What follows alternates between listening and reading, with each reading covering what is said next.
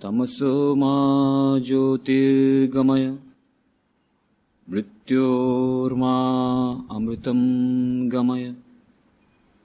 ओम शांति शांति शांति।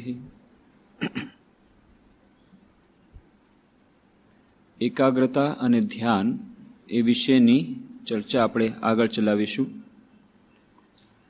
આ પહેલાની ચર્ચામાં 27મી જૂને એટલે કે 11મી ચર્ચા જે આપણે કરી એમાં આપણે ધ્યાનની કેટલીક પ્રાથમિક બાબતોની ચર્ચા કરી હતી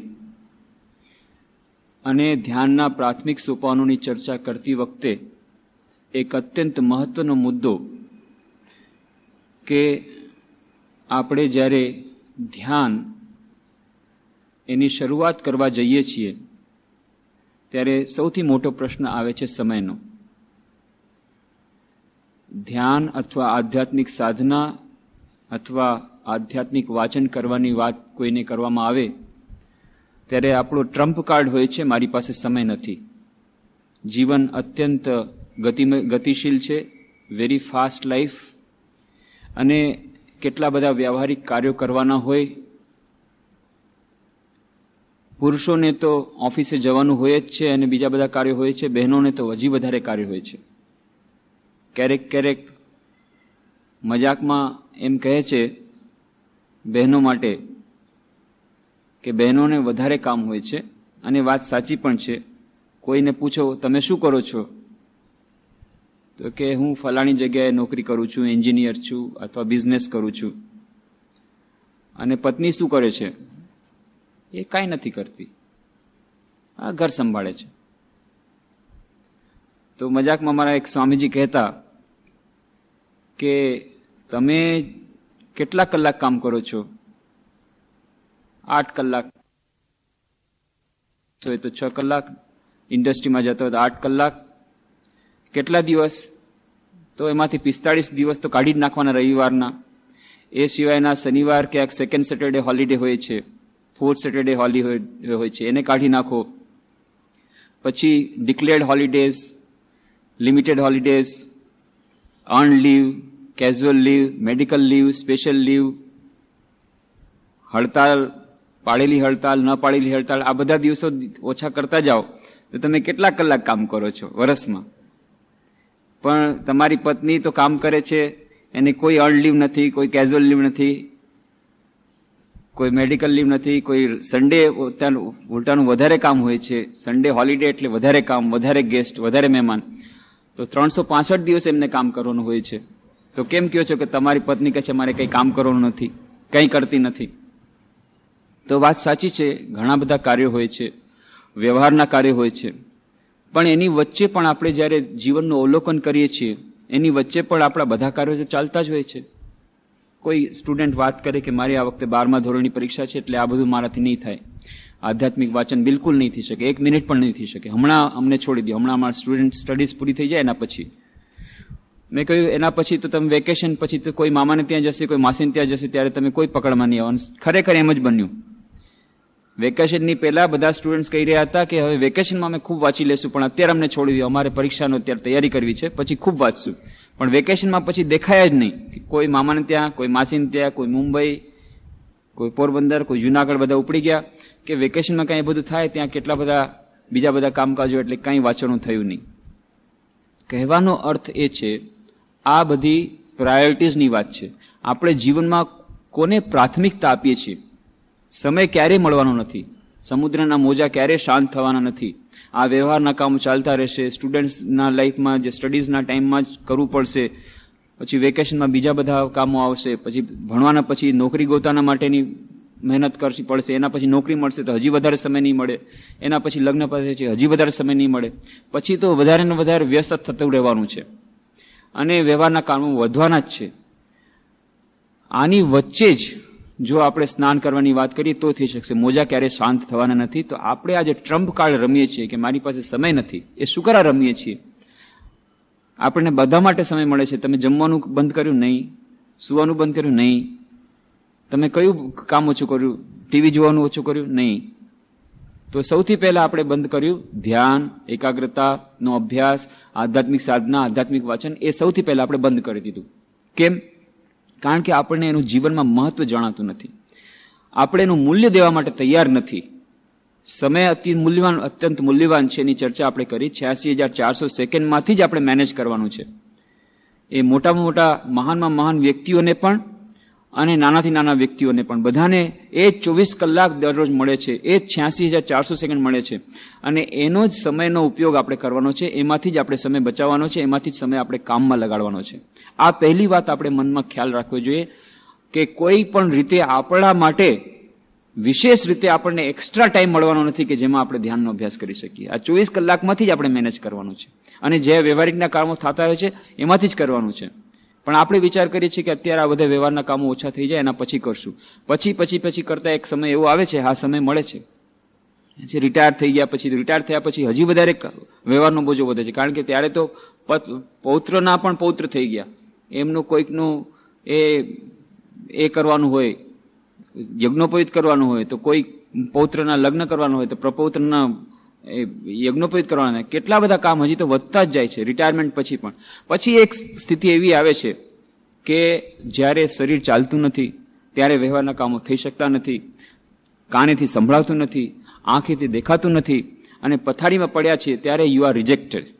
ત્યારે જ્યારે તમને રિજેક્ટ કરી નાખ્યા સંસારે, સમાજે, ઘરમાં પણ તમારું કોઈ માનતું નથી, ત્યારે તમને હવે ફુરસત છે કે હવે ધ્યાનનો સમય આવી ગયો છે. કેમ? કારણ કે હવે કોઈ વ્યવહારના કામમાં હું લાગી શકવાનો નથી, પગ ચાલતા નથી, આંખ જોતી નથી, કાનોથી સંભળાતું નથી. એટલે બાપા ભલે પથારીમાં પડ્યા રહ્યા, એમને 2 ટાઈમ એમનું ખાવાનું આપી દો. દયાવશ, જો દયા હોય તો 2 ટાઈમ ખાવાનું સમયસર તો નહીં જ મળે, એની ગેરંટી છે. જો વૃદ્ધાવસ્થામાં બહુ જ કોઈક એવી જવલ્લે ખૂબ જ પૂર્વજન્મના ફળ હશે તો કોઈ એવી બહુ મળશે કે જે સમયસર આપી દેશે. ત્યારે મન ધ્યાન તરફ વળે છે કે ચાલો હવે ધ્યાન કરીએ. પણ ત્યારે રાઈના દાણાની પોટલી જ્યારે ખુલી જાય છે, રાઈના દાણા વેરાઈ જાય છે, એના પછી એ મનને એકાગ્ર કરવું અત્યંત કઠિન છે. અને પછી તમે ગમે એટલા ધમપછાડા કરો કે મન લાગતું નથી, ક્યાંથી લાગે? વૃદ્ધાવસ્થામાં આખી જિંદગી સુધી જો મનને આપણે વેરાઈને રાખ્યું હોય, અચાનક જો આપણે વાત કરીએ કે હવે વૃદ્ધાવસ્થામાં મન ધ્યાનમાં બેસી જશે, તો એ કલ્પના, એ સોનેરી એ હવાઈ મહેલ જ રહેશે. એ હવાઈ મહેલ આપણે ચણવા ન જોઈએ. એટલે ધીરે ધીરે જ આપણે આગળ વધવું પડશે. પણ જે લોકો યુવાવસ્થામાં છે એમને માટે કંઈક જરા વધારે સરળ છે મનને એકાગ્ર કરવું. કારણ કે રાઈની પોટલી હજી વેરાઈ ગઈ નથી, રાઈના દાણા વેરાઈ ગયા નથી, અને એટલા માટે ત્યારે સરળ પડશે. એટલા માટે અત્યારે આપણી પાસે જે સમય છે વ્યવહારના કામમાંથી જ મેનેજ કરીને જો થોડોક સમય આપણે ધ્યાન માટે આપી શકીએ તો એ ક્યારે આપીશું? જ્યારે આપણને એની વેલ્યુ સમજાશે, જ્યારે આપણને એનું મહત્વ સમજાશે. અને એટલા જ માટે આપણે ધ્યાનના વિભિન્ન લાભોની ચર્ચા કરી હતી. ત્યારે આપણે એની કિંમત ચૂકવવા માટે તૈયાર રહીશું.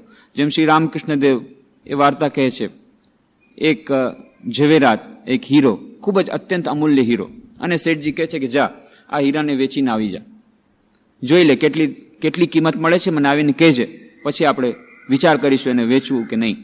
અને જાય છે, સૌથી પહેલા રીંગણાવાળા પાસે જાય છે. રીંગણાવાળાને કહે છે ભાઈ આ હીરો મારે વેચવો છે, 11 શેર રીંગણા આપીશ. તો ભાઈ કાંઈક તો વધારો, કે જેટલું મારે કેવું તેના કરતાં વધારે મેં કહી દીધું, હવે આનાથી વધારે 1 શેર રીંગણા નહીં મળે, 1 રીંગણું પણ વધારે નહીં મળે, આ 11 શેર રીંગણામાં તારે જો દેવું હોય તો દઈ જા. અચ્છા, શેઠજીને આવીને કહ્યું 11 શેર રીંગણા આપે છે. અચ્છા કે જા હવે કાપડની દુકાન પાસે જા. એટલે કાપડની દુકાન વાળો કે છે ઠીક છે હું 11 ધોતી આપીશ, એનાથી વધારે 1 ધોતિયું નહીં. કે 1 તો ધોતી વધારો કે નહીં, વધારે કહી દીધું મેં, 11 ધોતિયા. અને એમ કરતા કરતા બીજા બધા પાસે છે. સોનાવાળો કે છે કે હા હું 11 તોલા સોના આપું, એનાથી વધારે કઈ નહીં આપો. અને પછી ઝવેરાત પાસે જાય છે, તરત જ કે છે હું 11 લાખ રૂપિયા હમણાં આપું છું. અને ત્યારે આવીને કહે છે કે આ જો જે ઝવેરી હોય છે એ જ હીરો પારખી શકે છે. એવી જ રીતે આપણે જ્યારે ધ્યાનનું મહત્વ સમજીશું ત્યારે એના માટે આપણે કિંમત દેવા માટે તૈયાર રહીશું. અત્યારે આપણે 11 શેર રીંગણા દેવા માટે તૈયાર છીએ, બસ એનાથી વધારે નહીં. કે ધ્યાન માટે હા 2-3 મિનિટ હું આપી દઉં, પણ એ જો કોઈક વાર વર્ષમાં 1-2 વાર જ્યારે ટાઈમ મળશે ત્યારે આપીશ. કેમ? આપણને એની કિંમત જણાય છે 11 શેર રીંગણા છે. જ્યારે આપણે ધ્યાનનું મહત્વ સમજીશું કે ધ્યાન આ તો ફક્ત બાકી બધી વાતો તો તમને અત્યારે ક્ષણિક આનંદ આપી શકે છે, પણ ધ્યાન આપણને અનંત સુખ, અનંત શાંતિ, શાશ્વત શાંતિ આપી શકે છે. ફક્ત શારીરિક સ્વાસ્થ્ય આપે છે એટલું જ નહીં, માનસિક સ્વાસ્થ્ય પણ આપી શકે છે. એટલું જ નહીં, આપણને આધ્યાત્મિક દર્શન કરાવી શકે છે.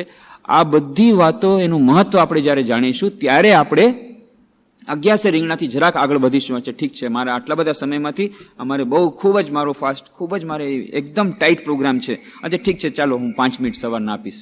ત્યારે આપણે 5 મિનિટ આપવા માટે તૈયાર છો. ઠીક છે ભાઈ, તમે કહો છો તો 5 મિનિટ અત્યારે ધ્યાન માટે આપ્યા, લ્યો દયા કરીને. તો પણ ઘણું છે. અત્યારની 5 મિનિટ, યુવાવસ્થાની 5 મિનિટ વૃદ્ધાવસ્થાના 11 વર્ષની બરાબર છે, 5 વર્ષની બરાબર છે. તો આ પ્રાયોરિટીઝની વાત છે. એટલા માટે આપણે ધ્યાનના વિભિન્ન મહત્વો, એના લાભો, એની ચર્ચા આપણે વિસ્તારથી કરી રહ્યા હતા. અને જે બીજી વાત જે શ્રી રામકૃષ્ણ દેવે કહી કે નિયમિતતા, એની પણ વાત આપણે કરી હતી. ઘણા એના પ્રશ્નો હોય છે.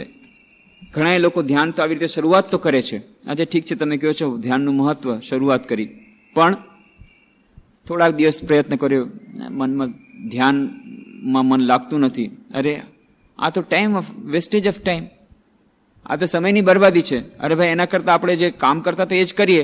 આમાં તો ધ્યાનમાં તો મને લાગતું નથી. આપણે આ પારથી પણ ગયા, પેલે પારથી ગયા, અચ્છા છોડી દો. મોટા ભાગે એવું થાય છે. શરૂઆતમાં જ્યારે ધ્યાનમાં મન લાગતું નથી ત્યારે આપણે સમજીએ છીએ આ તો વેસ્ટેજ ઓફ ટાઈમ છે, અચ્છા છોડી દો. તો આપણે હંમેશા યાદ રાખવું કે ધ્યાન એ ઇન્સ્ટન્ટ કોફીની જેમ ઇન્સ્ટન્ટ સમાધિ થઈ જશે તો ઇન્સ્ટન્ટલી મેડિટેશન લાગી જશે, ડીપ મેડિટેશન. એ આપણે આશા કરવી વ્યર્થ છે.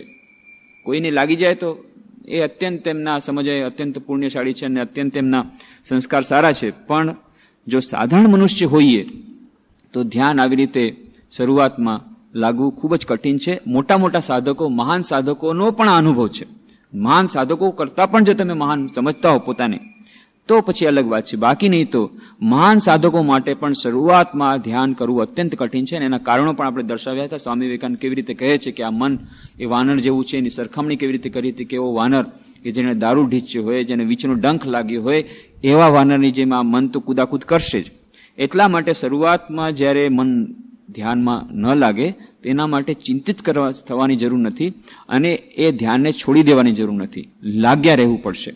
શ્રી રામકૃષ્ણ દેવ એ મીરાબાઈનું ભજન ગાઈને સંભળાવતા, હરીસે લાગી રહો રે ભાઈ, તોર બનત બનત બની જાય, અંકા તારે બંકા તારે, તારે સુજન કસાઈ, તોર બનત બનત બની જાય. તો ધીરે ધીરે થશે. ઉતાવળ કરવાથી લાભ નહીં થાય. અત્યારે અત્યારે મારે જોઈએ, અત્યારે ધ્યાનમાં મન લાગી જશે એવી આશા કરવી વ્યર્થ છે. સ્વામી બ્રહ્માનંદજી મહારાજ રામકૃષ્ણ દેવના અંતરંગ પાર્ષદ, મહારાજ કહીને બોલાવતા, રાજા મહારાજ કહીને એમને બોલાવતા, રાખાલ મહારાજ એમનું નામ હતું. એ બેલુર મઠમાં બેઠા હતા. 25 એપ્રિલ 1913 એ ધ્યાન ધર્મ અને સાધનામાં એમના ખૂબ સુંદર એમના એ વાર્તાલાપો છે. એમાંના વાર્તાલાપમાંથી જ આપણે જોઈએ. બેલુર મઠમાં બેઠા છે. એમને જે આપણા મનનો પ્રશ્ન છે એ જ પ્રશ્ન અમને કોઈએ પૂછ્યો. મન તો કોઈ પણ રીતે શાંત થતું નથી, શું કરવું? મહારાજ જવાબ આપે છે, પ્રત્યેક દિવસે ઓછા વધતા પ્રમાણમાં જપ ધ્યાન કરવા, તેમાં એક દિવસ પણ ચૂકવું નહીં. મન તો બાળકના જેવું ચંચળ છે, નિરંતર અહીં તહીં ભાગતું રહે છે. તેને વારંવાર ખેંચીને ઈષ્ટના ધ્યાનમાં લગાવવું જોઈએ. આ રીતે 2-3 વર્ષ કર્યા બાદ જોશો કે હૃદયમાં અનિર્વચનીય આનંદ આવવા લાગ્યો છે. મન પણ શાંત થઈ રહ્યું છે. પહેલા તો જપ ધ્યાન નીરસ જ લાગે છે, પરંતુ દવાના સેવનની જેમ મનને પરાણે ઇષ્ટચિંતનમાં ડૂબાડેલું રાખવું જોઈએ. ત્યાર પછી ધીમે ધીમે આનંદનો અનુભવ થશે. પરાણે ઇષ્ટચિંતનમાં રાખવું પડશે. દવા જેમ કડવી લાગે તો પણ લેવી પડે છે. શ્રી રામકૃષ્ણ ઉદાહરણ આપતા જોન્ડિસનો, કે જોન્ડિસ થયો હોય તો એને કહે છે ભાઈ સુગર કેન્ડી લ્યો, પણ સુગર કેન્ડી કડવી લાગે છે પણ તોય લેવી પડશે. એ મિશ્રી લેવી પડશે. મિશ્રી પણ કડવી લાગે છે, હા કડવી લાગે જ, કારણ કે અત્યારે રોગ થયેલો છે. ધ્યાન આપણને કડવું લાગે છે, ધ્યાન કઠિન લાગે છે. કેમ? અત્યારે મનનો રોગ થયેલો છે. પણ ધીરે ધીરે ધીરે એ જ્યારે રોગ દૂર થશે, ત્યારે જોન્ડિસ જ્યારે દૂર થશે ત્યારે એ જ મિશ્રી એ મીઠી લાગવી પડશે. મિશ્રી તો મીઠી છે જ, પણ અત્યારે કડવી લાગે છે કે આપણને રોગ થયેલો છે. એવી જ રીતે ધ્યાન એ રસાસ્વાદનનો વિષય છે, પણ અત્યારે આપણી માટે અત્યંત નીરસ વિષય છે. અત્યારે આપણી માટે અત્યંત કઠિન છે, કડવી દવા જેવો છે, પણ તેમ છતાં દવા લેવી પડશે. એમ દવા લેતા લેતા જ્યારે મન શાંત થશે ત્યારે એ જ ધ્યાન આપણને અનિર્વચનીય આનંદ આપશે. ત્યાર પછી ધીમે ધીમે આનંદનો અનુભવ થશે. પરીક્ષામાં સફળ થવા લોકો કેટલી બધી મહેનત કરે છે, પરંતુ એની સરખામણીમાં પ્રભુ પ્રાપ્તિ તો ઘણી વધારે સહેલાઈથી થઈ શકે છે. શાંતિથી અંતઃકરણપૂર્વક સરળ ભાવથી ભગવાનને પોકારવા જોઈએ. આપણા માટે અત્યંત આશાની વાણી. બ્રહ્માનંદજી મહારાજ કહે છે કે પરીક્ષામાં સફળ થવા માટે લોકો કેટલી બધી મહેનત કરે છે, એની સરખામણીમાં પ્રભુ પ્રાપ્તિ તો ઘણી વધારે સહેલાઈથી થઈ શકે છે. ખરેખર પરીક્ષા માટે કેટલા વિદ્યાર્થીઓ તો એ બધા આવીને રિપોર્ટ કરે, કોઈ 10 કલાક વાંચતા હોય, કોઈ 12 કલાક વાંચતા હોય, આખી રાત જાગતા હોય, રાતના ઉજાગર કરતા હોય, ખાવા પીવાનું છોડી દેતા હોય, એમના સરસમાં સરસ પ્રોગ્રામ આવતા હોય ટીવીમાં એ પણ છોડી દે, એનો પણ ત્યાગ કરી દે. ના, મારે પરીક્ષા છે, મારે અત્યારે જોવાથી નહીં ચાલે, મારે તો પરીક્ષા છે. તો પરીક્ષા માટે કેટલો મહાન ત્યાગ કરવા માટે તત્પર હોય છે, કેટલો કઠોર પરિશ્રમ કરે છે. તો મહારાજ કહે છે કે પ્રભુ પ્રાપ્તિ ધ્યાન એ તો પરીક્ષામાં જે પરિશ્રમ કરે એના કરતા સરળ છે. પરીક્ષામાં મહેનત કરવી વધારે કઠિન છે. અને પરીક્ષામાં મહેનત શેના માટે કરે છે?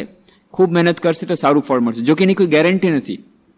ખૂબ પરિશ્રમ કરશે પરીક્ષામાં તો જે સારામાં સારું ફળ મળશે એવી કોઈ ગેરંટી નથી. પણ કઈ આશાથી આટલી બધી મહેનત કરે છે વિદ્યાર્થી કે ભાઈ હું સરસમાં સરસ ભણીશ, આટલું બધું ત્યાગ કરી દઈશ, ખૂબ પરિશ્રમ કરીશ તો મને કદાચ સારા નંબર મળશે. સારા નંબર મળશે તો મને સારું એડમિશન મળશે ભવિષ્યમાં, અને સારું ભવિષ્યમાં સારી કોલેજમાં એડમિશન મળશે તો મને પછી સારા નંબરથી હું પાસ થઈશ, તો પછી મેં સારા નંબરથી પાસ થઈશ તો પછી મને સારી નોકરી મળશે, તો પછી સારી નોકરી મળશે તો મારું જીવન સારું થશે. આ બધી કલ્પનાઓને મનમાં રાખીને અત્યારે એ કઠિન પરિશ્રમ કરે છે. તો એની પ્રાઇઝ દેવા માટે તત્પર છે. પણ આપણે પાસે એ બધા ઇક્વેશન નથી. એના માટે ઇક્વેશન છે જ કે અત્યારે સારું ભણશો તો સારું રિઝલ્ટ મળશે, સારું એડમિશન તો સારી નોકરી તો સારી જિંદગી. જો કે આ બધાની કોઈ ગેરંટી નથી કે ખૂબ વધારે ભણવાથી સારું રિઝલ્ટ મળશે, એટલી કોઈ ગેરંટી નથી. અને સારું જે રિઝલ્ટ મળી ગયું ત્યાર પછી સારું એડમિશન મળશે એની પણ કોઈ ગેરંટી નથી. અને સારું એડમિશન મળ્યું તો પછી એ કોલેજમાંથી સારી રીતે પાસ થઈ જશે એની પણ કોઈ ગેરંટી નથી. મેડિકલમાં એન્જિનિયરમાં થઈ ગયું એટલે જ થઈ ગયું પતું નહીં. અને પછી એન્જિનિયર મેડિકલ થઈ ગયા, ડોક્ટર થઈ ગયા, એના પછી પણ તમારી પ્રેક્ટિસ સારી ચાલશે એની પણ કોઈ ગેરંટી નથી. કે સારી નોકરી મળશે એની પણ કોઈ ગેરંટી નથી. અને સારી નોકરી મળી જાય અને સારી પ્રેક્ટિસ પણ ચાલે અને પૈસા પણ વધુ આવી જાય તો એનાથી જિંદગી તમારી શાંત અને સારી બનશે એની પણ કોઈ ગેરંટી નથી. પણ તેમ છતાં આ સપોઝિશન કે આવી જાતની કલ્પના કે આમ કરવાથી આમ થશે એ માનીને આટલો બધો ત્યાગ કરવા માટે એક વિદ્યાર્થી તૈયાર હોય છે. તો એવી જ રીતે જે સાધક હોય છે, સ્વામી બ્રહ્માનંદજી મહારાજનું ઉદાહરણ આપીને, સુંદર ઉદાહરણ આપીને કહે છે નિરાશ થવાની કઈ જરૂર નથી. વિદ્યાર્થી નિરાશ થતા નથી તો તમે કેમ નિરાશ થાવ છો? ભવિષ્યમાં તમને પણ જો, અને આની તો ગેરંટી છે. બ્રહ્માનંદજી મહારાજ કહે છે હું ગેરંટી આપું છું. ત્યાં સુધી એક જગ્યાએ કહે છે કે જો તમે 3 વર્ષ સુધી ધ્યાનનો અભ્યાસ કરો, આવી રીતે જપ ધ્યાન કરો, અને તેમ છતાં જો તમને આધ્યાત્મિક પ્રગતિ ન થાય તો આવીને મને તમાચો મારજો. તમાચો મારવાની છૂટ આપે છે. કેટલા કઠોરમાં કઠોર શબ્દ કહે છે. હું તમને વારંવાર સમજાવે છે કે ભાઈ હું તમને કહું છું તમે ચોક્કસ તમને લાભ મળશે, આનાથી ચોક્કસ લાભ મળશે, ગેરંટી આપું છું. પરીક્ષામાં તો ગેરંટી નથી કે તમને સારું રિઝલ્ટ, પણ આની ગેરંટી છે. તમે જો જપ ધ્યાન કરશો તમને ગેરંટી આપું છું તમને આધ્યાત્મિક લાભ મળશે. અને જો ન મળે તો આવીને મને તમાચો મારજો, લાફો મારજો મારા ગાલમાં, એના માટે તમને છૂટ આપું છું. એટલી હદ સુધી બ્રહ્માનંદજી મહારાજ સમજાવે છે કે આ આધ્યાત્મિક સાધના કરવાથી, ધ્યાન કરવાથી અચૂક એનું ફળ મળશે જ મળશે. હા, વાર લાગશે, ધૈર્યપૂર્વક લાગેલું રહેવું પડશે. શરૂઆતમાં જ થઈ જશે એવી કોઈ વાત નથી. તો એ બ્રહ્માનંદજી મહારાજ ધૈર્યની વાત વારંવાર કહે છે. સમય આવે બધું જ થશે, માત્ર તેઓ જ જાણે છે કે તેઓ ક્યારે દર્શન દેશે. દોડધામ કરવાથી કંઈ ફળ નહીં મળે. સમય આવ્યા વગર દોડાદોડી કરવાથી કંઈ ફળ નહીં મળે. ઠાકુર કહેતા સમય પાક્યા વગર પક્ષી ઈંડું ફોડતું નથી. આવા પ્રસંગ પર મનની સ્થિતિ અત્યંત કષ્ટદાયક હોય છે. એકવાર આશા, ફરી નિરાશા, ક્યારેક હસવું, ક્યારેક રડવું. ધ્યેય પ્રાપ્તિ ન થાય ત્યાં સુધી એવી રીતે દિવસો પસાર થાય છે. તો પણ ત્યારે પણ ધૈર્યપૂર્વક લાગી રહેવું પડશે. જો ધૈર્યપૂર્વક નહીં લાગી રહીએ, છોડી દેશું તો બસ, તો છૂટી ગયું. એટલા માટે ખૂબ જ ધીરજ જોઈએ. ધીરજ ધરીને સાધના કરી જાઓ. જ્યાં સુધી તત્વલાભ ન થાય ત્યાં સુધી ખૂબ મહેનત કરો. શરૂમાં સાધના વેઠની પેઠે નીરસ લાગે છે. જેમ કે પહેલા આ વગેરે શીખવું. બહુ સુંદર ઉદાહરણ આપે છે. બારાકડી શીખે છે એ બાળક, કેટલી બધી મહેનત પડે છે. ક, ખ, ગ, 1, 2, 3, 4 વારંવાર ઘૂંટે છે. કદાચ સૌથી નીરસમાં નીરસ વિષય છે આ બારાખડી શીખવો. એટલા માટે કોઈક એક વિદ્વાને કહ્યું તો ભાઈ તમે ફરીથી જન્મ લેવા માંગો છો કે ફરીથી જન્મ લેવા મને કંઈ વાંધો નથી, પણ આ બારાખડી શીખવી પડે ને એ મને બહુ કઠિન લાગે છે. ફરી પાછું બારાખડી શીખવી પડશે એટલા માટે હું જન્મ લેવા નથી માંગતો. તો આ બારાખડી શીખવી ક ખ ગ એક આ ઈ 1 2 3 4 આ સૌથી વધારે નીરસ, પણ એમાં પણ એ બાળક જયારે ખંતપૂર્વક લાગી રહે છે, પછી જયારે થોડું થોડું શીખી જાય છે, પછી વાંચતા શીખી જાય છે, પછી આનંદ આવે છે. પણ શરૂઆતનો આ બહુ જ અત્યંત કઠિન સમય. તો કહે છે પહેલા આ વગેરે શીખવું એ નીરસ લાગે છે, એવી જ રીતે આ ધ્યાન પણ વેઠની પેટે નીરસ લાગે છે, પરંતુ ધીરજપૂર્વક મંડ્યા રહેવાથી ધીમે ધીમે શાંતિ મળે છે.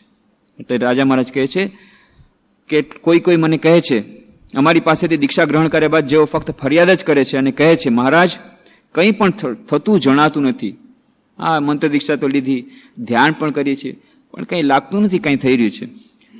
એમની વાત હું 2-3 વર્ષ સુધી તો બિલકુલ સાંભળતો જ નથી. ત્યાર પછી તે લોકો જાતે જ આવીને કહે છે હા મહારાજ હવે કંઈક થઈ રહ્યું છે.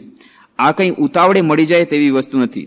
2-3 વર્ષ સુધી ખૂબ સાધન ભજન કરો, ત્યાર પછી આનંદની પ્રાપ્તિ થશે.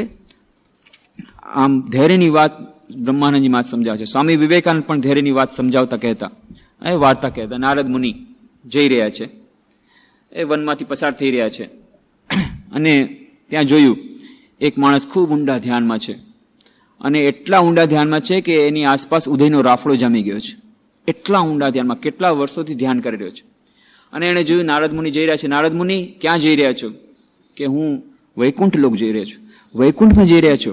અચ્છા, જરા ભગવાનને પૂછજો તો ખરા કે મને ક્યારે દર્શન આપશે? કેટલા વર્ષથી હું તપસ્યા કરી છું, કેટલા વર્ષથી આ ઊંડા ધ્યાન કરી રહ્યો છું, જરા પૂછજો તો ખરા ક્યારે મને દર્શન આપશે? ઠીક છે. નારદ મુનિ આગળ વધ્યા. આગળ જઈને જુએ છે તો એક માણસ એકદમ અડધા પાગલ જેવો એ નાચી રહ્યો છે, ભગવાનનું નામ લઈ રહ્યો છે, ગાન કરી રહ્યો છે, નાચી રહ્યો છે, ભગવાનનું ગાન કરી રહ્યો છે. એને પણ જોયું નારદ મુનિ જઈ રહ્યા છે. નારદ મુનિ ક્યાં જઈ રહ્યા છો? વૈકુંઠ. ઓ વૈકુંઠ જઈ રહ્યા છો તો તમારા ભગવાનને જરૂર મળશો.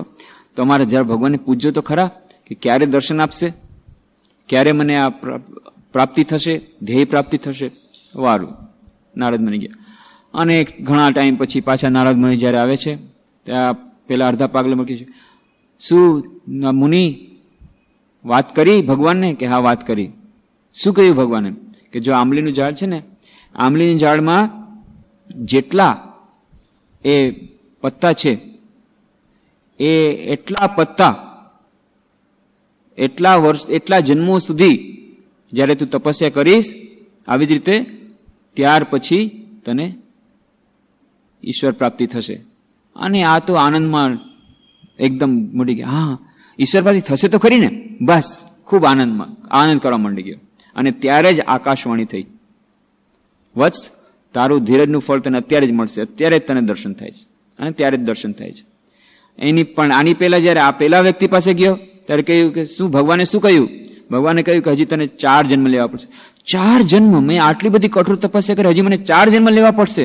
અને એ રડવા માંડી ગઈ છે. ધ્યાનવારની બધી સાધના મૂકી દીધી, રડવા માંડી ગયો. એની સાધના એમને રહી ગઈ. પણ આણે આટલા જન્મો સુધી તપસ્યા કરવા માટે તૈયાર હતો. જેટલા આંબલીના ઝાડ છે, પાના છે, તરત જ આકાશવાણી થઈ. આ વાર્તા કહીને સ્વામી વિવેકાનંદ કહે છે કે ધૈર્યનું ફળ જરૂર મળે છે. ધૈર્ય રાખવું પડશે. ઉતાવળ થવાથી લાભ નહીં થાય. તો એનો અર્થ એ નથી કે વ્યાકુળતા ન જોઈએ. હા વ્યાકુળતા હશે, ઇન્ટેન્સિટી જોઈએ, ખૂબ આજે ને આજે એ કામ થઈ જાય એના માટેની પૂરી તૈયારી સાથે કામમાં લાગી જવું પડે, એ બધી વાત સાચી. પણ એ વ્યાકુળતામાં અને અધીરતામાં ફરક છે. અધીરતામાં શું થાય છે? વ્યાકુળતા તો આવે છે, સાથે સાથે એમ થાય છે કે જો આજે ને આજે ભગવાન દર્શન નહીં આપે તો બસ હવે ધ્યાન આપણે કરવું નથી, આજે છેલ્લો દિવસ. પણ આ બીજી વ્યક્તિ છે એ કહે છે તો ખરો કે મારે આજે ને આજે કરવું છે, હમણાં કરવું છે, પણ સાથે સાથે જો મારે કરોડો જન્મો સુધી હજી તપસ્યા કરવી પડશે એ માટે તૈયાર છું, પણ હું ધ્યાન કોઈ પણ રીતે છોડવાનું નથી. આ બીજી પ્રકારની લાગણી છે. તો સ્વામી વિવેકાનંદ કહે છે વ્યાકુળતા પણ જોઈએ, સાથે સાથે અનંત અસીમ ધૈર્ય પણ જોઈએ. તો એ જો ધૈર્ય હશે તો આપણે આ મંડ્યા પડી રહીશું અને આ પ્રાઇઝ આપણે દેવા માટે તત્પર રહીશું. બીજી વાત પણ આપણે કરી હતી કે સમયના સદુપયોગની, ટાઈમ મેનેજમેન્ટ આધ્યાત્મિક સાધકો માટે ખૂબ જ ઇમ્પોર્ટન્ટ, ખૂબ જ મહત્વનું. એટલા માટે સ્વામી બ્રહ્માનંદજી કહે છે, જે વાત આપણે કરી હતી એને સમજાવીને કહે છે, અન્ય વાચો વિમુંચત. એ જ વાત સમજાવીને બ્રહ્માનંદજી મહારાજ કહે છે, હંમેશા એમનું સ્મરણ ચિંતન કરો. બધો જ સમય સ્મરણ ચિંતનનો અભ્યાસ થવાથી ધ્યાનમાં બેસતા ધ્યાન લાગી જાય છે. ધ્યાન લાગતું કેમ નથી? આખો દિવસ બીજી અન્ય વાતો કરવાથી, અન્ય વાતોના વિચાર કરવાથી, અન્ય કામ કરવાથી, અન્ય પ્રકારની વાતચીત કરવાથી, ગપશપ કરવાથી, આમ આખો દિવસ આપણે જો અન્ય પ્રકારની બધું કરીએ અને પછી સાંજના અચાનક આપણે 10 મિનિટ માટે ધ્યાનમાં બેસી જઈએ તો અચાનક મન એ આવતું નથી. પણ જો એક પ્રકારની વિચાર સરણી આખા દિવસમાં થોડી થોડી બનેલી હોય, વચમાં આ પ્રકારનું સ્મરણ ચિંતન બનેલું હોય ઈષ્ટનું, તો ધ્યાન કરવામાં સરળતા પડે છે, ધ્યાનમાં મન લાગી જાય છે. આ એક બહુ જ અત્યંત મહત્વની વાત બ્રહ્માનંદજી મહારાજ કહે છે, હંમેશા એમનું સ્મરણ ચિંતન કરો. બધો જ સમય સ્મરણ ચિંતનનો અભ્યાસ થવાથી ધ્યાનમાં બેસતા ધ્યાન લાગી જાય છે. ધ્યાન જેટલું લાગશે એટલો જ અંતરમાં આનંદ મેળવશો. ત્યારે કામકાંચન ખરેખર તુચ્છ જણાશે. એટલા માટે નકામા વિચારો, ફાલતુ વાતોનો ત્યાગ કરવો જોઈએ. વ્યર્થ વિચારોથી શક્તિનો નાશ થાય છે. ઉપનિષદોમાં કહ્યું છે, અન્ય વાચો વિમુંચથ. બાકી બધી જ વાતોનો ત્યાગ કરો, માત્ર આત્માનું જ ધ્યાન કરો. એ જ મોક્ષનો ઉપાય છે. પણ તો એનો અર્થ શું? આખો દિવસ જપ ધ્યાન જ કરવું તો પછી આપણું વ્યવહારનું કામ ક્યારે થાય? ઘરકામ ક્યારે થાય? ઓફિસનું કામ ક્યારે થાય? બિઝનેસનું કામ ક્યારે થાય? ના, આ બધું કામ થશે, પણ બધું કામ કરતા જ આ જે સ્મરણ ચિંતનનો અભ્યાસ ધીરે ધીરે જો થશે તો ધ્યાનમાં મન સારી રીતે લાગશે. રામપ્રસાદે કહ્યું હતું, સુવો તો સમજો કે માને પ્રણામ કરું છું, નિદ્રામાં માનું ધ્યાન કરું છું, અને રસ્તા પર ચાલતા વિચારો કે શ્યામા માની પ્રદક્ષિણા કરી રહ્યો છું. બહુ સુંદર ભજન છે જેની વાત આપણે કરી હતી. મન બોલી ભજ કાલી, ઈચ્છા હોય તો જે આચારે, ગુરુદત્ત મહામંત્ર દીવાનિશી જપ કરો, શયને પ્રણામ જ્ઞાન, નિદ્રાય કરો માકે ધ્યાન, નગર ફેરો મને કરો પ્રદક્ષિણા શ્યામા માકે. કે દરેક કામને આ પ્રભુની જ પૂજા છે, પ્રભુનું જ કામ છે. એની સાથે જે સાંકળી લઈએ અને એની સાથે સ્મરણ ચિંતન થતું રહે કે હું જે કંઈ કામ કરું છું એ પણ ભગવાનનું જ કામ છે. ભણવાનું કામ કરું છું, ભગવાનનું કામ છે. ભણાવવાનું કામ ભગવાનનું કામ છે. ઓફિસમાં જાઉં છું, ભગવાનનું કામ છે. રસોઈ બનાવું છું, ભગવાન માટે બનાવું છું. તો આવી રીતે દરેક કામને જો એ ભગવાનના સ્મરણ ચિંતન સાથે જોડી દેવામાં આવે તો કર્મયોગ બની જાય છે. અને આવી રીતે હંમેશા સ્મરણ ચિંતન રહેવાથી ધ્યાનના પળોમાં આ મન અત્યંત જલ્દીથી લાગી જાય છે. ગીતામાં પણ કહ્યું છે, મન્મના ભવ મદભક્તો મધ્યાજી મામ નમસ્કુરુ. આ છે ભગવત પ્રાપ્તિનો ઉપાય. ઠાકુર કહેતા, એટલે કે શ્રી રામકૃષ્ણ કહેતા, મનનો નિરર્થક વ્યય કરવો યોગ્ય નથી. મનેર બાજે ખર્ચ કમાતે હવે. મનનો નિરર્થક વ્યય, જેની વાત આપણે કરી હતી કે આપણે પૈસો ખર્ચવા માટે ખૂબ જ સાવધાન છીએ, પણ સમય આપણે કહીએ તો છીએ કે ટાઈમ ઇઝ મની, પણ સમય જ્યારે બરબાદ જાય છે ત્યારે આપણે એની ચિંતા કરતા નથી. અર્થાત તેમનું સ્મરણ મનન કરવું જોઈએ. સંસારી જનો રૂપિયા પૈસાનો નકામો ખર્ચ ન થાય તે તરફ કેટલી નજર રાખે છે, પરંતુ મનનો કેટલો દુર્વ્યય કરે છે એનું તો કંઈ ભાન જ નથી. આવી રીતે એ બ્રહ્માનંદજી મહારાજ શ્રી રામકૃષ્ણનું ઉદાહરણ આપીને સમજાવે છે કે આ મનનો નિરર્થક વ્યય જો ઓછો થઈ જાય, આપણે સમયનો સદુપયોગ કરતા થઈ જઈએ અને હંમેશા સ્મરણ ચિંતન એ બનેલું રહે તો ધીરે આ ધ્યાનના સમયમાં એનાથી ઘણી સહાયતા થાય છે. કારણ કે એક પ્રકારની માનો કે ચિંતનનો પ્રવાહ મનમાં જ્યારે વહેલો હોય અને વચમાં આ ચિંતન થતું હોય તો જ્યારે ધ્યાન કરવા બેસીએ છીએ ત્યારે એ આપણને એ ઘણું સહાયરૂપ થાય છે. એટલા માટે એ બ્રહ્માનંદજી મહારાજે આની વાત કરી, શ્રી રામકૃષ્ણ દેવે પણ એની વાત કરી. અને બીજી વાત કહે છે કે શ્રી રામકૃષ્ણ દેવે વાત કરી હતી કે દીપ બુઝાઈ ન જાય તેનું ધ્યાન રાખો. વચમાં જોઈ લેવાનું હૃદય મંદિરમાં કે દીપ ચાલુ છે ને, ઈષ્ટનું ચિંતન એ હંમેશા એ વનમાં જોઈ લેવાનું કે ઈષ્ટનું ત્યાં છબી તો છે ને, દીપ બુઝાઈ તો નથી ગયો ને. એ વાત પણ શ્રી રામકૃષ્ણ દેવે કરી હતી. તો આ વિભિન્ન ઉપાયો દ્વારા આપણે કહ્યું હતું કે આટલું જ આપણે ધ્યાનમાં રાખીએ કે ધ્યાનના લાભો કયા કયા છે, ધ્યાનમાં ધૈર્યની આવશ્યકતા છે, ધૈર્યપૂર્વક લાગી રહેવાનું છે, અને ખૂબ દ્રઢ સંકલ્પ કરીએ where there is will there is way, કે ના મારે ધ્યાન તો કરવું જ છે અને આ યુવાવસ્થામાં જ શરૂઆત કરવી છે, જેટલા જલ્દી બની શકે એટલી ધ્યાનની શરૂઆત કરવી છે. આવી રીતે આપણે જો દ્રઢ સંકલ્પ શક્તિ સેવીએ અને આપણે સત્સંગની વાત કરી હતી કે ધ્યાનમાં મન નથી લાગતું એનું એક કારણ એ પણ છે કે આપણે જ્યારે એવી જાતની સંગતમાં હોઈએ છીએ કે જે લોકો આ ધ્યાનમાં આધ્યાત્મિક સાધનામાં માનતા નથી, તો એના વિચારોની અસર આટકતરી રીતે અથવા સીધી રીતે આપણા મન ઉપર પડતી હોય છે અને એને કારણે પણ આપણા ધ્યાનમાં વિક્ષેપ પડે છે. એટલા માટે જ સત્સંગ ઉપર આટલું બધું મહત્વ આપ્યું છે. સત્સંગનો અર્થ એટલો નથી કે આશ્રમમાં આવવું અથવા મંદિરે આવવું, પણ જે લોકો આપણા જેમ વિચાર કરતા હોય, સદવિચારો કરતા હોય, એ બધા સજ્જનો છે. સજ્જનોનો સંગ કરવો. જે લોકો આપણા જેવા વિચારો ધરાવતા નથી એનાથી દૂર રહેવું. એનો અર્થ એ નથી કે આપણે એમની સાથે એમની ઘૃણા કરવી, પણ ખૂબ જ ટેક્ટફુલી, ખૂબ જ એ વ્યવહાર કુશળતાપૂર્વક, હા કેમ છો, મજામાં, એમનાથી દૂર રહેવાનો પ્રયત્ન કરો. એનાથી બે વસ્તુઓ થશે. એક તો એમના વિચારોની અસર આપણા મન ઉપર નહીં થાય, એ જે વાઇબ્રેશનની અસર, એ તરંગોની અસર આપણા મન ઉપર નહીં થાય. અને બીજી વાત કે આ જે નિંદા ક્યારેક ક્યારેક ઘણીવાર એ લોકો ગેરમાર્ગે પણ દોરે છે અને આપણને ડિસ્કરેજ પણ કરે છે, એ પણ નહીં થાય. કેટલી વાર એવું બને છે કે કોઈક લોકો ધ્યાનની શરૂઆત કરી, આધ્યાત્મિક સાધનાની શરૂઆત કરી, પણ જ્યાં કોઈક લોકોએ શરૂ કર્યું, એમના જે બીજા મિત્રો છે એમને આમાં રસ નથી. અરે તમે શું કરો છો? આમ બે ચાર જણા 2 દિવસ કીધું, વળી 2 દિવસ પછી બીજા 2-4 જણાએ કીધું. આમ થોડીક વાર સાંભળે છે કે હા વાત તો સાચી છે, આ લોકો કહે છે એ સાચું છે, અને એ રીતે આપણું જે વિલ પાવર, આપણી સંકલ્પ શક્તિ એ ઓછી થઈ જાય છે. એટલા માટે સત્સંગનું આટલું મહત્વ આપ્યું છે કે સારો સજ્જનનો સંગ કરવો. અને એક બીજી વાત જે ધ્યાનમાં સહાયરૂપ થાય છે, અચ્છા માની લો કોઈ પણ રીતે ધ્યાનમાં મન લાગતું નથી, આ બધું તો વાત છે, ધ્યાનનું મહત્વ પણ સમજ્યા, આપણે ધ્યાન માટે સમય દેવામાં પણ આપણે રાજી છીએ. અચ્છા ધૈર્યપૂર્વક લાગેલા રહે છે, નથી ધ્યાનમાં મન લાગતું, તેમ છતાં પણ આપણે બરાબર નિયમિત સમયે બેસી જઈએ છીએ, બ્રાહ્મ મુહૂર્તમાં પણ બેસીએ છીએ, તેમ છતાં પણ એ મન ફરિયાદ કરે છે, ભટકે છે, તો શું કરવું? એના થોડાક ઉપાયો છે. એક તો પહેલી વાત છે, સ્વામી બ્રહ્માનંદજી મહારાજે એકવાર કહ્યું છે, અને બીજા સંત પુરુષો પણ કહે છે કે શરૂઆતમાં એને થોડી વાર ભટકવા દેવું, છેવટે થાકી જશે. થોડીક વાર એને ભટકવા દેવું કે તારે જ્યાં જવું ત્યાં જા. એ 5-10 મિનિટમાં જ્યારે થાકી જાય ત્યારે પછી આપણે પોતાનું ધ્યાન શરૂઆત કરવું. એકદમથી ધ્યાનમાં બેઠા પછી તરત જ ધ્યાન શરૂ ન કરવું. શરૂઆતમાં 5-10 મિનિટ એને થકવી નાખવું. જેમ કે કોઈ એક બાળક ખૂબ ચંચળ થઈ ગયો છે, કોઈ પણ રીતે રહેતો નથી, ત્યારે શું કહે છે મા બાપ? કહે છે જા તો ત્યાંથી જાય તો જોઈને આવતો શું છે, એટલે ત્યાંથી દોડીને જાય છે, દોડીને પાછો આવે છે, ત્યાંથી પછી કહે છે ફરી પાછું હેરાન કરે છે, ત્યાં જઈને જોઈ આવતો તારા પપ્પા શું કરે છે? માં કહે છે એ પપ્પાને જોઈ આવ. જા તો ત્યાંથી ઓલો તારા ભાઈ શું કરે છે? આમ 4-5 વાર દોડી અને પછી થાકી ગયો અને પછી ખોળામાં સૂઈ ગયો. બસ એના પછી આરામ, શાંતિ. એવી રીતે મનને પેલા થકવી નાખો, જવું છે તારે જ્યાં જવું તે જ્યાં. પણ સીઆઈડી ઓફિસરની જેમ વોચ કરવાની જે વાત આપણે કરી હતી, એ વોચ કરવાનું. એનાથી પણ મન સમજી જશે કે ભાઈ આમાં તો કોઈ આરો નથી, આ તો ઉલટાનું કોઈ આપણો પીછો કરી રહ્યું છે, એટલે આપણે ચૂપચાપ શાંત થઈ જાવ.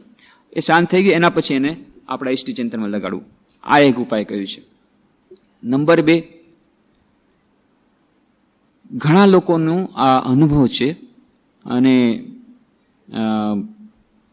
એક્સપેરિમેન્ટલી વેરીફાઈડ, એને સલાહ પણ આપવામાં આવી અને એ લોકોએ સલાહ માની અને એનાથી એમને ઘણો લાભ પણ થયો કે ધ્યાનમાં બેસતા પહેલા થોડું વાંચન કરી લેવું, અથવા તો કોઈ જેમને સંગીતમાં રસ હોય થોડું ભજન સાંભળી લેવું, કોઈ ડિવોશનલ મ્યુઝિક, ભક્તિભાવવાળા સંગીત સાંભળી લેવું, અથવા તો થોડું વાંચન કરી લેવું. એકદમથી કાર્યમાં પ્રવૃત્ત હોય અને તરત જ આપણે ધ્યાનમાં બેસીએ તો એ ધ્યાનમાં મન લાગતું નથી. પણ એની વચ્ચે આ થોડુંક સેન્ડવિચની જેમ થોડોક મસાલો નાખી દઈએ. આ મસાલો શેનો મસાલો છે? આ મસાલો છે ભજનનો, આઈધર ભક્તિ સંગીતનો, કારણ કે ઘણાનું મન સંગીતમાં જલ્દીથી લાગી જાય છે, અને કાં પછી છે વાંચનનો. તો વાંચનમાં મન વધારે જલ્દી એકાગ્ર થાય છે. ધ્યાનમાં મન એકાગ્ર કરવું એના કરતાં વાંચનમાં મન એકાગ્ર કરવું જરા વધારે સરળ છે. વિશેષ કરીને જે લોકો રામકૃષ્ણ દેવનું ધ્યાન કરવા માંગે છે એમના માટે તો બહુ સુંદર ઉપાય છે રામકૃષ્ણ કથામૃતનો પાઠ કરવો. રામકૃષ્ણ કથામૃતનું 5 કે 10 મિનિટ વાંચન કર્યા પછી ધ્યાનમાં બેઠા પછી તરત જ મન લાગી જાય છે. કેમ? કારણ કે એના પછી જો ધ્યાનમાં મન ન પણ લાગે, ઇષ્ટચિંતનમાં મન ન પણ લાગે, તો મન જાશે ક્યાં? દોડીને જશે દક્ષિણેશ્વરમાં.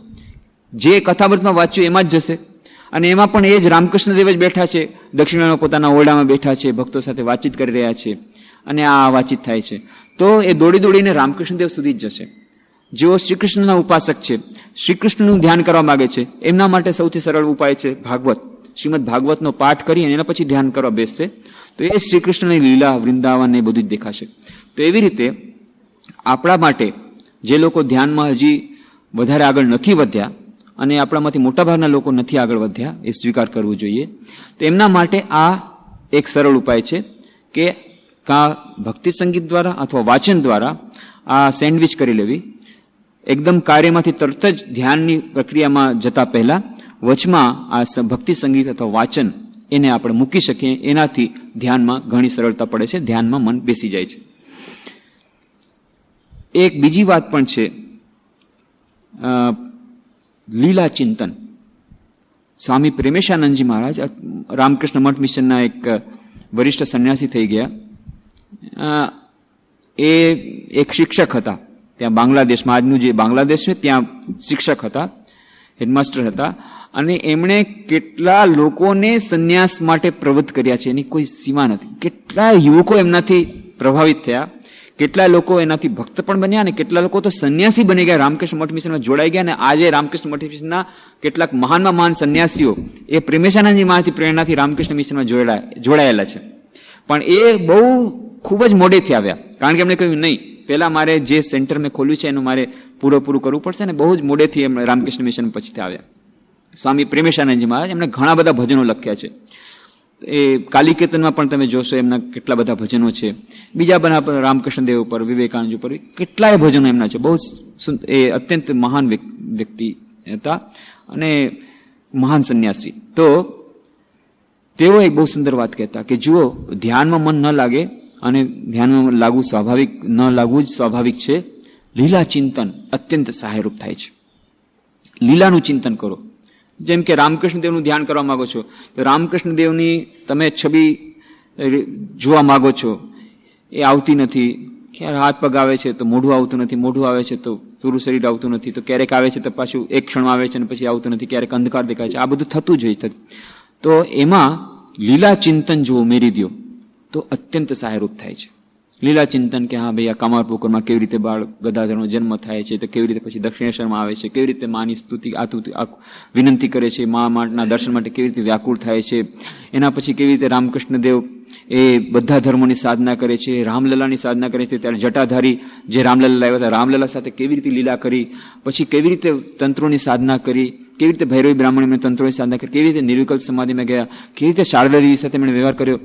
આમ કરતા કરતા શું શું લીલા કરી, એનું ધ્યાન કરતા કરતા 1 કલાક ક્યાં નીકળી ગયો કઈ ખબર નથી. રામકૃષ્ણદેવનું જ ધ્યાન થયું, પણ 1 કલાક નીકળી ગયો ખબર ન પડી. અરે ભાઈ, હવે સમય થઈ ગયો છે, ખબર ન પડી. કેમ? લીલા ચિંતન. તો એ લીલા ચિંતન અત્યંત સહાયરૂપ થાય છે. શ્રી રામકૃષ્ણ જ્યોતના જૂનના અંકમાં પ્રાર્થના આપી છે, રામકૃષ્ણદેવની પ્રાર્થના લીલા સહચિંતન સાથે. જે લોકો રામકૃષ્ણદેવનું ધ્યાન કરવા માંગે છે એમને તો વિનંતી કરીશ કે જરૂરથી આ વાંચી લે.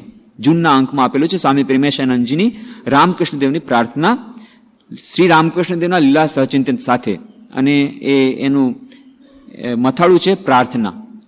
તો એ પ્રાર્થના કરવાથી પોતાની મેળે પ્રાર્થના પણ થશે, રામકૃષ્ણદેવની કૃપા પણ મળશે, અને રામકૃષ્ણદેવનું ધ્યાન આપમેળે થશે. એ લીલા ચિંતન જ છે આખું. હે પ્રભુ, તમે આમ કામાપુર આમ કર્યું, હે પ્રભુ તમે દક્ષિણેશ્વરમાં આમ કર્યું, હે પ્રભુ પછી તમે આ લીલા કરી, તો અમને પણ આવી રીતે આ કરવા માટે સહાયરૂપ થાવ. અત્યંત એ સુંદર ભક્તિભાવપૂર્વક અને ખૂબ જ એકાગ્રતા દેવાવાળી એ પ્રાર્થના છે. તો એ પ્રાર્થના, આ લીલા ચિંતન. આવી રીતે આ ઘણા બધા ઉપાયો છે. આજે ધ્યાનના આપણે પ્રાથમિક સોપાનો આપણે જોયા, આ ધ્યાનની આપણે ભૂમિકા જોઈ. હવે આપણે આગલા શનિવારથી, આવતા શનિવારથી ધ્યાનના પ્રકારો જોશું કે કેટલા પ્રકારના ધ્યાન હોઈ શકે છે. એ ધ્યાનના પ્રકારોની ચર્ચા, એના પછી ધ્યાનમાં કેટલા બધા પ્રકારના વિક્ષેપો આવે છે, એ વિક્ષેપો દૂર કરવા માટે શું શું કરવું જોઈએ, એ બધાની ચર્ચા આપણે આવતા શનિવારથી આગળ વધારશું. આજે આપણે અહીંયા જ વિરમીએ. ઓમ શાંતિ શાંતિ શાંતિ. હરિ ઓમ તત્સત. શ્રી રામકૃષ્ણાર્પણમસ્તુ.